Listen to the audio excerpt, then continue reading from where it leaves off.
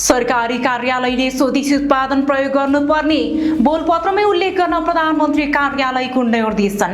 अब सबै सरकारी कार्यालयले स्वदेशी उत्पादन प्रयोग गर्नुपर्ने भएको छ।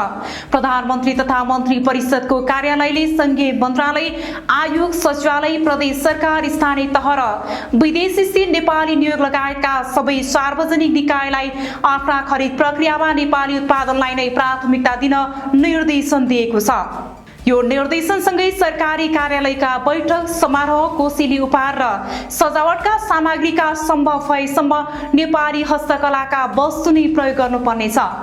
यसैगरी स्टेशनरी, सफाई सम्बन्धी वस्तु, फर्निचर, साजसज्जाका सामग्री, निर्माण सामग्री, मेसिनरी, औजार तथा उपकरण, कृषि र पशुजन्य उत्पादन, खाद्य तथा पेय पदार्थ खरिद गर्दा पनि स्वदेशी उत्पादनलाई पहिलो प्राथमिकतामा राख्नुपर्नेछ। सार्वजनिक निकायले बोलपत्र सम्बन्धी कागजात तयार पार्दै नै स्वदेशी उत्पादनलाई प्राथमिकता दिने विशेष अनिवार्य रूपमा उल्लेख गर्नुपर्नेछ।